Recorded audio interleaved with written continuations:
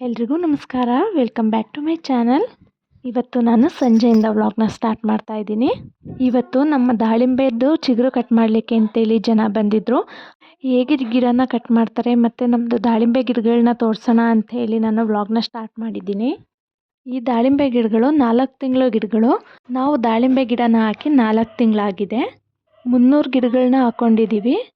ಒಂದೊಂದು ಗಿಡನ 12x14 ಡಿಸ್ಟೆನ್ಸಲ್ಲಿ ಗಿಡನ ಹಾಕಿದ್ದೀವಿ.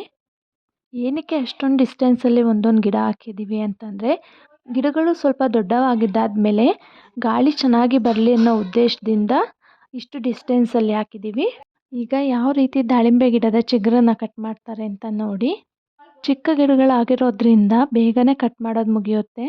ಸ್ವಲ್ಪ ದೊಡ್ಡ ಗಿಡಗಳಾದರೆ ಸ್ವಲ್ಪ ಟೈಮ್ ತಗೊಳುತ್ತೆ, ಯಾಕೆಂದರೆ ಮುಳ್ಳೆಲ್ಲ ಇರುತ್ತೆ ಅದರಿಂದ, ಮತ್ತು ಕೊಂಬೆಗಳು ಜಾಸ್ತಿ ಬೆಳೆದಿರುತ್ತೆ, ಅದನ್ನು ಕಟ್ ಮಾಡಲಿಕ್ಕೆ ಟೈಮ್ ಹಿಡಿಯುತ್ತೆ.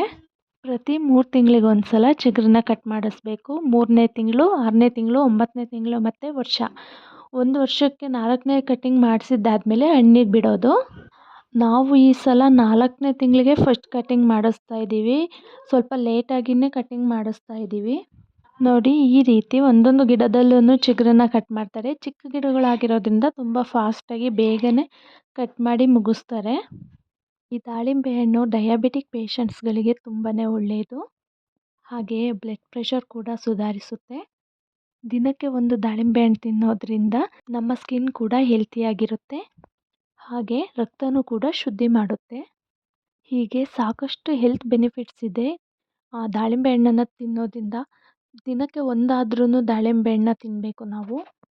ಇನ್ನು ಮುಂದೆ ದಾಳಿಂಬೆ ಗಿಡದ ಬಗ್ಗೆ ವಿಡಿಯೋಸ್ ಬರ್ತವೆ, ಮಿಸ್ ಮಾಡದೆ ನೋಡಿ.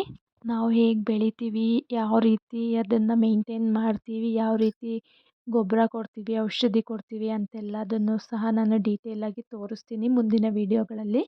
ಮಿಸ್ ಮಾಡದೆ ನೋಡಿ. ಹಾಗೆ ನಮ್ಮ ದಾಳಿಂಬೆ ತೋಟದ ಒಂದು ವ್ಯೂನ ತೋರಿಸ್ತೀನಿ, ನೋಡ್ಕೊಂಬನ್ನಿ. ಸುತ್ತಲೂ ತೆಂಗಿನ ತೋಟ ಎಷ್ಟು ಹಸಿರಾಗಿ ಕಾಣಿಸ್ತಿದೆ. ಈ ಗ್ರೀನರಿ ನೋಡೋಕ್ಕೆ ಒಂದು ಖುಷಿ ಅನಿಸುತ್ತೆ. ಚಿಕ್ಕ ಗಿಡಗಳಾಗಿರೋದ್ರಿಂದ ಎಷ್ಟು ಪುಟ್ಟ ಪುಟ್ಟ ಕಾಣಿಸ್ತಾ ಇದೆ ಮೇಲಿಂದ, ಅಂದರೆ ಯಾವುದೋ ಗುಬ್ಬಚ್ಚಿ ಮರಿಗಳು ಕೂತಿದ್ದಾವೆ ಅನ್ನೋ ರೀತಿಯಾಗಿ ಕಾಣಿಸ್ತಾ ಇದ್ದಾವೆ. ಇವತ್ತಿನ ವಿಡಿಯೋನ ನಾನು ಇಲ್ಲಿಗೆ ಎಂಡ್ ಮಾಡ್ತಾ ಇದ್ದೀನಿ. ಯಾರಿಗೆಲ್ಲ ಈ ವಿಡಿಯೋ ಇಷ್ಟ ಆಯಿತು ಪ್ಲೀಸ್ ಒಂದು ಲೈಕ್ ಮಾಡಿ. ಯಾರೆಲ್ಲ ನನ್ನ ಚಾನಲ್ನ ಇನ್ನೂ ಸಬ್ಸ್ಕ್ರೈಬ್ ಮಾಡದೆ ನೋಡ್ತಾ ಇದ್ದೀರಾ ಪ್ಲೀಸ್ ಒಂದು ಸಬ್ಸ್ಕ್ರೈಬ್ ಮಾಡ್ಕೊಂಡು ನೋಡಿ. ಮತ್ತು ಇನ್ನೊಂದು ಹೊಸ ವಿಡಿಯೋದೊಂದಿಗೆ ಸಿಗ್ತೀನಿ. Thank you.